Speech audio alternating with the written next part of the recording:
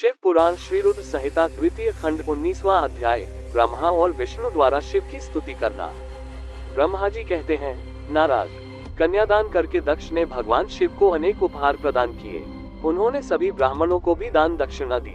तत्पश्चात भगवान विष्णु अपनी पत्नी लक्ष्मी जी सहित भगवान शिव के समक्ष हाथ जोड़कर खड़े हो उनकी आराधना करने लगे। वे बोले, हे दयासागर महादेव जी, आप संपूर्ण जगत के पिता हैं और देवी सती सबकी माता हैं। भगवान आप दोनों ही अपने भक्तों की रक्षा के लिए और दुष्टों का नाश करने के लिए अनेक अवतार धारण करते हैं। इस प्रकार उन्होंने शिव सती की बहुत स्तुति की। नारद, मैं उनके पास आकर विधि के अनुसार फेरे कराने लगा। ब्राह्मणों की आज्ञा और मेरे सहयोग से सती और भगवान शिव ने विधिपूर्वक अग्नि के फेरे लिए। उस समय वहाँ बहुत अद्भुत उत्सव किया जा रहा था। वहाँ विभिन्न प्रकार के बाजे और शहनाइयां बज रही थी। स्त्रियां मंगल गीत गा रही थीं और खुशी से सभी नृत्य कर रहे थे। तत्पश्चात भगवान विष्णु बोले, सदाशिव, आप संपूर्ण प्रकृति के रचयिता हैं। आपका स्वरूप ज्योतिर्मय है। ब्रह्मा जी, मैं और रुद्रदेव आपके ही रूप हैं।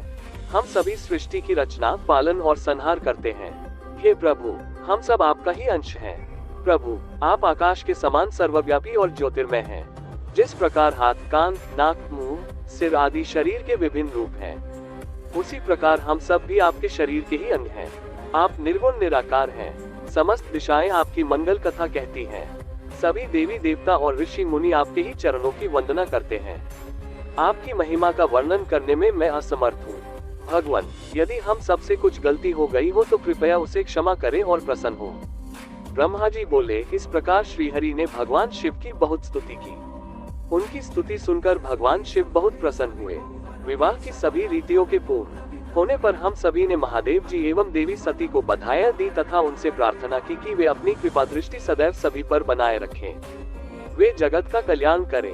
तत्पश्चात भगवान शिव ने मुझसे कहा, हे ब्रह्मा, आपने मेरा वैवाहिक कार्य संपन्न कराया है, अतः आप ही मेरे आचार्य हैं। आचार्य को कार्य सिद्धि के लिए दक्षिणा अवश्य दी जाती है। इसलिए आप मुझे बताइए कि मैं दक्षिणा में आपको क्या दूं। महाभाग, आप जो भी मांगेंगे मैं उसे अवश्य ही दूंगा। मुने, भगवान शिव के इस प्रकार के वचन सुनकर मैं हाथ जोड़कर उनके सामने खड़ा हो मैं गया। मैंने उन्हें प्रणाम करके कहा, हे देवेश, यदि आप मुझे अपना आचार्य मानकर कोई वर देना चाहते हैं तो मैं आपसे यह वर मांगता हूँ कि आप सदा इसी रूप में इसी वेदी पर विराजमान रहकर अपने भक्तों को दर्शन दें। इस स्थान पर आपके दर्शन करने से सभी पापियों के पाप धुल जाएं।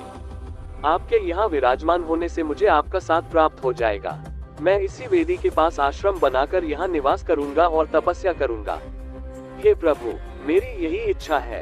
चैत्र मास के शुक्ल पक्ष की त्रयोदशी को पूर्वा फाल्गुनी नक्षत्र में रविवार के दिन जो भी मनुष्य भक्तिभाव से आपका दर्शन करे उसके सभी पाप नष्ट हो जाएं। रोगी मनुष्य के सभी रोग दूर हो जाएं। इस दिन आपका दर्शन कर मनुष्य जिस इच्छा को आपके सामने व्यक्त करे उसे आप तुरंत पूरा करें। हे प्रभु, आप इस दिन सभी को मनोवांछित वर प्रदान करें। भगवान, यही वरदान मैं आपसे मांगता हूँ। मेरी यह बात सुनकर भगवान शिव बहुत प्रसन्न हुए। वे बोले, हे ब्रह्मा, मैं आपकी इच्छा अवश्य ही पूरी करूंगा। तुम्हारे वर के अनुसार मैं देवी सती सहित इस वेदी पर विराजमान रहूंगा। ये कहकर भगवान शिव देवी सती के साथ मूर्ति रूप में प्रकट होकर वेदी के मध्य भाग में विराजमान हो गए। इस प्रकार मेरी इच्छा को पूरा कर जगत के हित के लिए प्रभु शिव वेदी पर अंश रूप में विराजमान हुए।